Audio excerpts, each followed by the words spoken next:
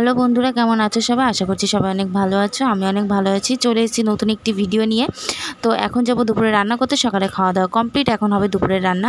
তো এখানে দেখো বাজার থেকে তোমাদের দাদাভাই শাপলা নিয়ে এসছে।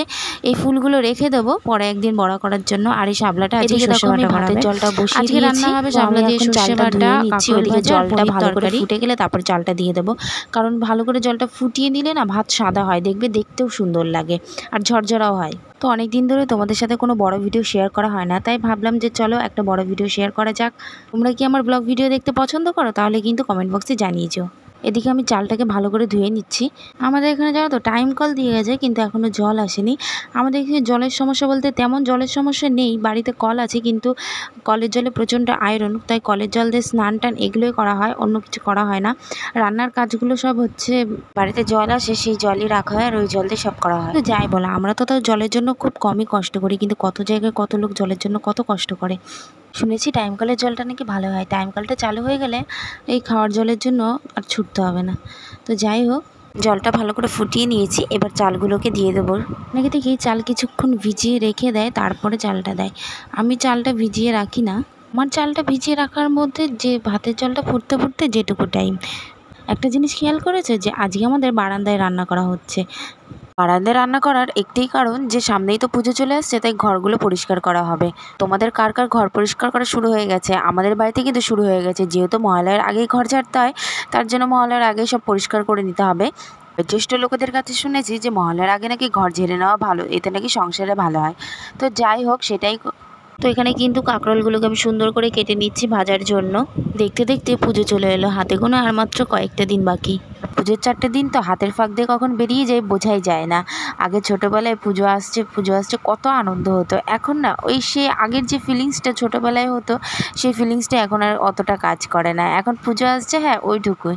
তাছাড়া যে খুব একটা আনন্দ, খুব একটা হ্যাঁ বাঙালির বড় উৎসব বলে কথা, আনন্দ তো হবে, কিন্তু ছোটোবেলায় একটা আনন্দের আলাদাই অনুভূতি ছিল। ছোটোবেলাটা না খুব সুন্দর কেটেছে। বন্ধুদের সাথে দিনের বেলা ঠাকুর দেখতে যাওয়া, প্রতিটা দিন আমরা ঘুরতে বেরোতাম। আর এখন সেরকম ঘুরতেই ইচ্ছে করে না, শুধু মনে হয় বাড়িতে একটু কিছু ভালো মন্দ রান্না করে খাওয়া দাওয়া করি, ব্যাস ওতেই। এই রান্না বান্না সমস্ত কাজ সেরে আর রেডি হয়ে বেরোতে ইচ্ছা করে না। ওই পুজোয় একটা দিন অষ্টমী ঠিক আছে। আমার পুজো প্ল্যান বলতেই সপ্তমীতে বাড়িতে, অষ্টমীর দিন দূরে একটু ঘুরতে যাবো, আর নবমীটা কাছেই ঘুরবো। আর দশমীর দিন সেরকম কোনো কিছুর প্ল্যান নেই, কারণ দশমীর দিন আমাদের এখানে ঠাকুর ভাসান হয় না, তারও 2-1 দিন পর ঠাকুর ভাসান হয়।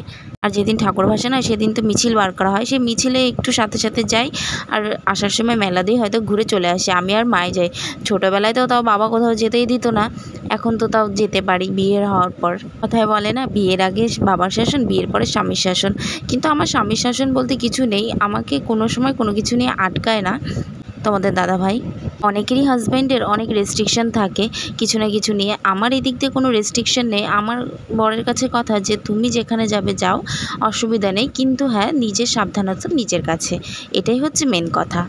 আর আমি সেভাবে চলাফেরা করি। আমি খুব একটা বেশি এমনিও বাড়ি থেকে বেরোনো পছন্দ করি না। আমার ওই বাজারে যাওয়ার হলে পরে টুকটাক ওর সাথেই আমি বেরোই, তাছাড়া আমি তেমন খুব একটা বাড়ি থেকে বেরোই না। ওই পাড়ায় বেরিয়ে একটু কারোর সাথে কথা বলা, আড্ডা দেওয়া, ওই রাস্তায় হেঁটে যেতে যেটুকু কথা হয়, তাছাড়া আমি বাড়ি থেকে বেরিয়ে কারোর সাথে ওই অনেকে রাস্তার মোড়ে দাঁড়িয়ে অনেকে কথা বলে করে, আমার এগুলো পছন্দ হয় না, আমি বেরোইও না। তো যাই হোক, এখানে দেখো তোমাদের সাথে কথা বলতে বলতে পনিরটাকেও পিস পিস করে নিচ্ছি। তো আজকে পনিরটা খুব সুন্দর ছিল। তো তোমাদের সাথে কথা বলতে বলতে এখানে কাঁকরোলটা আমার সুন্দর করে ভাজা হয়ে গেছে। তো এই কড়াইটা যেন একটু না তেল লেগে ধরে না, পুড়ে ওঠে না, মানে এটা আগে আমার মা কাঠে রান্না করতো যখন, তখন এই কড়াইটা এরকম হয়ে গেছিলো। সবার বাড়িতে আমার মনে হয় যে এরকম একটা কড়াই থাকেই, যাদের আগে উনুনে রান্না করা হতো, যেমন আমাদের। এরকম একটা কড়াই থাকা বাড়িতে ভালো, কারণ এরকম একটা কড়াইয়ের মধ্যে সমস্ত ভাজাভুজি জিনিস করতে খুবই সুবিধা হয়। তো এদিকে দেখো কথা বলতে বলতে আমার রান্নাটাও হয়ে গেছে। আমি এই দিকটা খুব ভালো করে পরিষ্কার করে নিচ্ছি, কারণ এখানে একটু পরে খেতে দেওয়া হবে। তো চলো, বারান্দাটা পরিষ্কার করা হয়ে গেছে, এবার আসলে পরে খেতে দিয়ে দেবো তোমাদের দাদাভাই, যেহেতু এখন আসেনি। তো তোমরা তো দেখতেই পেলে আমার রান্না টান্না সব কমপ্লিট হয়ে গেছে। তো এখন যাবো স্নান করতে, একটু পরে আবার খেতে দেবো। তো ঘরটারও ঝাড় দেওয়া হয়ে গেছে। তো এই ভিডিওটা এই পর্যন্ত, তোমাদের কেমন লাগলো অবশ্যই জানিও।